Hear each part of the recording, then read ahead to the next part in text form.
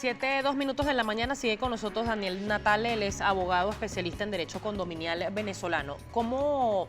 ¿Qué sugerencias se pudiera dar en este momento luego de estas medidas, tomando en cuenta lo que le preguntaba en el corte anterior? No todos los condominios son iguales, ni tienen la misma cantidad de trabajadores. ¿A dónde pueden acudir y qué es lo primero que deben hacer quizás para empezar a tomar esta medida y ajustarse al nuevo salario? Bueno, usted mencionó algo muy importante que voy a iniciar por ahí. No todos los inmuebles bajo ley de propiedad horizontal, condominios popularmente, son iguales. Los que yo sí considero que les pueden afectar hoy en día mucho más este ajuste salarial son los más pequeños, porque obviamente, y cuando digo pequeños estamos hablando de inmuebles de 10, 12 apartamentos o menos. No es lo mismo dividir 1.800 bolívares soberanos, que sería el salario, o 2.000, porque está el cestatique y cuestión, bolívares soberanos entre un inmueble, un edificio de 40, 80 apartamentos, A uno de 10. que uno de 10, entonces ya estamos en casi 20 millones o 2.000 bolívares, solo uno, ¿sabes? Por apartamento. Entonces, eso puede pegar más. Ante eso, antes de salir corriendo y decir, yo le hago que me renuncie hoy y empezamos de cero a partir de mañana, cosa que no está estipulado en la ley de propiedad horizontal, en la ley del trabajo, porque usted hoy rescinde una relación, tiene una terminación de una relación laboral, tiene que esperar 3 o 4 meses para que no sea considerada continuidad. Lo más recomendable es asesorarse bien y ver qué otros gastos sí puede cortar. Bajo ley de propiedad horizontal, en condominio, hay una diferenciación muy marcada. Hay 3 tipos de gastos de tipo general.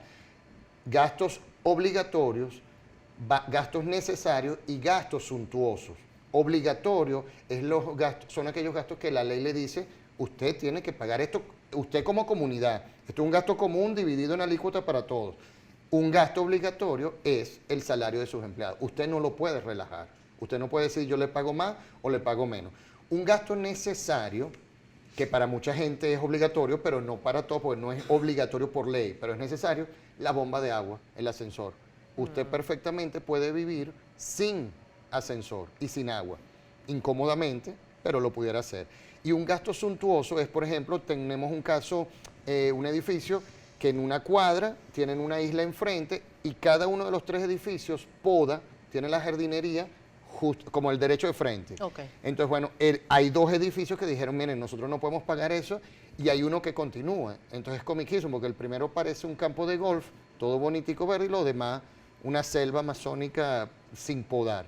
Entonces ese tipo de gasto usted sí puede jugar. Ahí es donde yo creo que usted como comunidad puede cortar, ver qué tipo de gastos. Mira, había que pintar esto. Bueno, podemos vivir un tiempito mientras recuperamos sin pintar.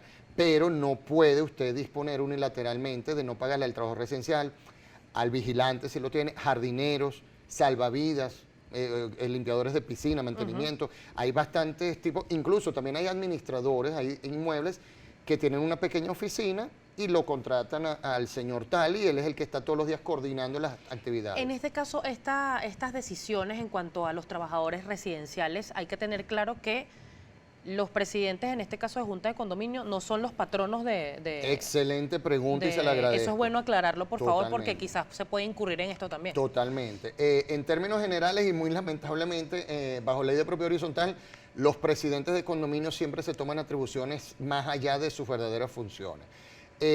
Una comunidad Sí, está... creo que es un tema incluso hasta de cultura de la gente, sí, lamentablemente. Los inmuebles bajo la ley de propiedad horizontal están representados, el brazo ejecutor es la Junta de Condominio, la cual tiene unas formalidades de ley de cómo se puede formar y actuar y sus limitaciones, el alcance de sus funciones. Pero en materia laboral, el patrono especificado en la propia ley de dignificación de las trabajadoras residenciales, que es la ley especial de la materia que las rige, establece que el patrono es la comunidad. Es decir, usted para tomar una decisión tiene que consultarlo con la asamblea. Esto trae a colación que hay que aclarar un punto bien importante, que es, aquí se está hablando de una relación laboral y estamos hablando de temas económicos, laboral, salario. Pero esta relación laboral está enmarcada bajo un régimen de propiedad horizontal, bajo la ley de propiedad horizontal, que a su vez tiene otras condiciones y otras regulaciones en la ley. Por ejemplo, como le digo, como usted acaba de mencionar, el patrono es la comunidad, la asamblea de copropietarios, pero también es importante cómo convoca usted esa asamblea, porque eso le dará validez o no, o más fuerza legal a sus decisiones.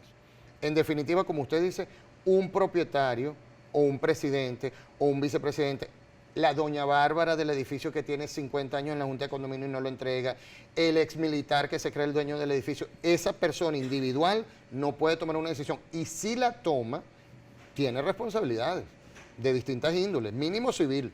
Ahora bien, hay un temor real que por un tema de costos quizás asumir el tema de los pasivos laborales también genera quizás temor o miedo de no poder costear ciertas cosas, pero hay posibilidad quizás, y en qué parte de la ley se pudiera sumar esto, que los edificios puedan, o los condominios en este caso, puedan ahorrar en moneda fuerte.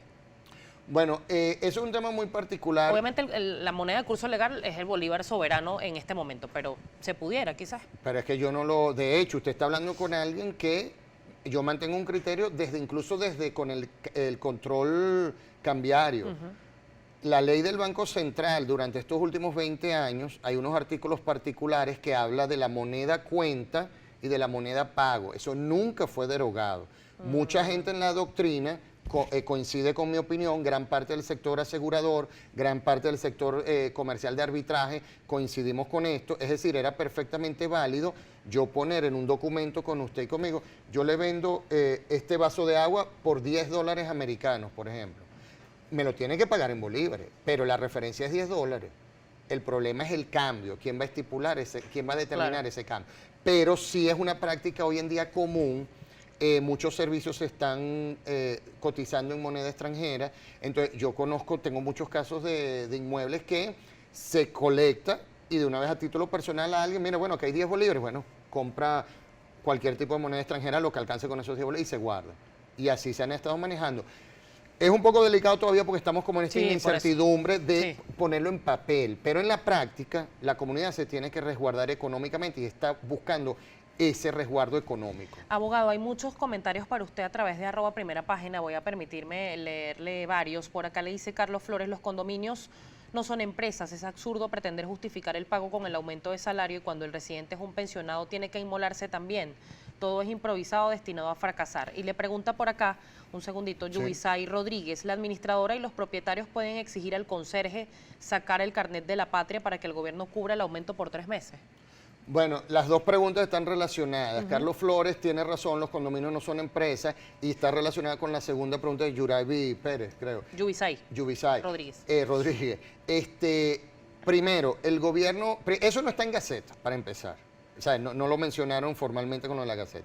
Segundo, siempre hablaron de pymes, pequeñas y medianas empresas. Sí. La comunidad, un inmueble bajo régimen de propiedad horizontal, no es una empresa, ni mediana, ni grande, ni pequeña. Por lo tanto, no entra en esa normativa. Es decir, en teoría, el gobierno, el Ejecutivo Nacional, no va a regular a los conserjes o a los condominios. Yo sí creo en lo personal, igual que en el 2011 cuando surgió la ley de dignificación de la trabajadora residencial, que esto es un problema que siempre ha estado latente. Y yo creo que ahorita, en este momento, se está saliendo de las manos, y yo sí creo que en algún momento el Ejecutivo se va a ver obligado a regular de forma expresa y directa los inmuebles bajo ley de propiedad horizontal condominio. En ese mismo orden de ideas, quiero aclarar algo con respecto a lo de las empresas. Es cierto, es distinto que una empresa hoy, bueno, mi capital es este producto. Entonces yo lo vendía en 10 bolívares, bueno, ahora déjame venderlo en 15 para buscar mayor capital para poder cubrir mis necesidades. El condominio no los tiene, el gasto del condominio, ese dinero, ese recibo de condominio que usted recibe, que yo recibo, es el monto que se necesitó este mes para mantener nuestra propiedad común, nuestro inmueble. El día de mañana se puede dañar una cosa u otra cosa no, entonces variará. No es correcto decir que los condominios, generalizar que los condominios no tienen ganancia, porque el suyo y el mío es un condominio residencial, pero nosotros pudiéramos tener una valla en la autopista o una propaganda política pintada en el edificio. Eso nos va a generar nuestra ganancia. Que ahí cae otro tema más, que es tributario, porque después usted tendría que pagar impuestos sobre la renta. Eso es en residencial, pero en un centro comercial, bajo ley de propiedad horizontal, la motivación es el negocio. O sea, Normalmente Claro, hay un tema también quizás de falta de transparencia en la explicación, porque como decimos, cada caso es distinto. transparencia y, en mi opinión personal, en mi experiencia, falta de información y de conocimiento. Lamentablemente hay mucha desinformación en materia condominial, y lo cual se presta a los abusos, a los atropellos y a las decisiones mal tomadas. Por acá hay otros comentarios, le pregunta Sandoval Dona, no todos ganamos un sueldo fijo, hay quienes trabajamos por nuestra cuenta y en esta economía no solo el sueldo del trabajador residencial, son todas las obligaciones que se generan. También le pregunta por acá o le comenta, trabajar de conserje no es una labor fácil, esto lo dice Ramón Ramos, especialmente cuando no se han especificado sus funciones ni responsabilidades. Los conserjes son, entre otras cosas, la primera barrera humana contra la delincuencia. ¿Cómo quedarán ahora los edificios? Bueno, ahí yo comparto ese comentario en particular a medias, por no decir que un cuarto apenas de ese comentario. ¿Por qué?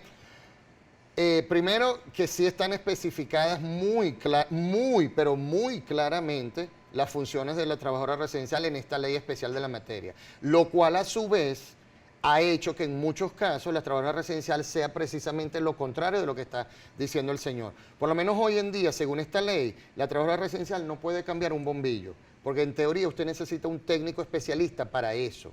Entonces eso se ha prestado, lamentablemente, para muchas trabajadoras residenciales que digan, mira, yo no hago esto, porque la función principal, según la ley, es la guardia y custodia, el mantenimiento, el limpiar. Entonces hay muchas conserjes que lamentablemente le han dicho a la comunidad, yo no hago esto, simplemente. Aparte que también la ley las reconoce con un estatus igualitario al propietario.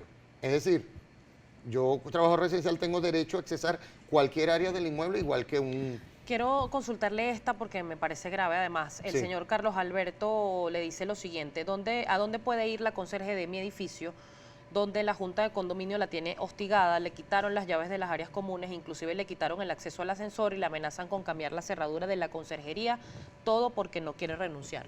¿A dónde puede acudir? ¿Dónde se puede asesorar? Bueno, eso, yo quiero aclarar un punto porque a veces se ha tergiversado un poco nuestra opinión. Nosotros somos abogados condominiales. Cuando nosotros, lo que la gente interpreta que estamos defendiendo a la trabajadora residencial, estamos protegiendo y defendiendo a la comunidad, porque la comunidad, si hace algo mal, como eso que usted está planteando, a la larga le va a repercutir, le va a traer Claro, va a traer mayores consecuencias que van a ser más costosas y más engorrosas en tiempo y energía. Ahora bien, ese tipo de abusos yo tampoco lo comparto en lo personal y no es correcto. Esa persona, ese trabajo residencial, dependerá de la situación. Obviamente, si hay una agresión física o más allá, serán policías de instancias judiciales, de las denuncias fiscalía o la policía local. Pero si es en materia estrictamente laboral, ella podrá asistir perfectamente a la Inspectoría del Trabajo. Ya para cerrar, porque lamentablemente tengo que despedir, y hay varias preguntas con este punto en particular, sobre todo de las personas que pertenecen a los condominios, y muchos son morosos, es una realidad también. ¿Cómo hacer Hoy en día más, ¿no? Sí, sí, hoy en día más, y además, bueno, con estos precios es complicado, pero ¿cómo hacer? Porque esto a la larga va a afectar también la funcionalidad del edificio, del condominio, porque no vas a tener un mismo ingreso si hay personas o un grupo de personas que no pagan. Bueno, ¿Cómo ya esto se puede corregir? desde hace tiempo, obviamente, la morosidad siempre ha sido el peor enemigo. La apatía y la morosidad siempre es lo que son los enemigos de los condominios. Ahora bien, esto no es un chiste, y lo digo con mucho respeto, porque siempre nos han preguntado, ¿cómo bajo la morosidad? Cobre de verdad, porque ¿qué hace usted? Ponen el recibo y usted viene y me ve en el ascensor, en el estacionamiento, mira, qué descarado ese Daniel, no ha pagado. Entonces, ¿qué llaman cobrar? Darle el recibo, mira, pana, por favor, cobra. No, eso está mal. Ese coloquialismo de la cobranza está muy mal. Ejerza sus acciones. Y quiero aclarar algo para aquellos todos morosos, retrasados con intención o sin intención. Una de las deudas más peligrosas que existe hoy en día en Venezuela es una deuda de condominio. Todo el mundo le dice, haz lo que usted quiera, doctor, intente meterme preso, haga lo que usted quiera. Yo no los quiero meter preso, porque aparte yo no soy quien para meterlo preso. Lo que yo sí puedo hacer es cobrarle y yo sí le puedo secuestrar o embargar ese inmueble. ¿Por qué? Porque lo que la gente desconoce es que ese papelito, mal llamado factura, es un recibo, el recibo de condominio o aviso de cobro. Para la ley tiene, tiene carácter de título ejecutivo. Y esa deuda que dice ahí, esos bolívares, un bolívar o 1.000 millones de bolívares, está amparada por su inmueble. Y la ley dice que con un mes de retraso yo puedo accionar. Entonces la gente está muy equivocada con eso de que lo que pasa es que hoy en día para actuar, para ejercer eso se necesita tiempo y dinero, que es el problema con la comunidad que no lo hace. Sale muy costoso, pero a veces no se tiene que cuantificar en dinero, sino en imagen, porque si usted cobra, eso es un efecto dominó, nadie más, nunca más se van a retrasar. Además, la cultura de dejar pasar las cosas. Es así. Abogado, le agradezco mucho que nos haya acompañado el día de hoy. Muy amable, gracias por la invitación. Estábamos conversando con Daniel Natale, abogado especialista en Derecho Condominial venezolano. Quedaron un montón de preguntas. Recuerde rápidamente sus redes sociales. DCHO, que es abreviatura de Derecho. Derecho Condominial y @Natale Legal en Instagram. Allí la tienen. Muchísimas gracias. Nos Gracias vamos a la a ustedes, pausa. Son las 7:18 de la mañana. Ya venimos.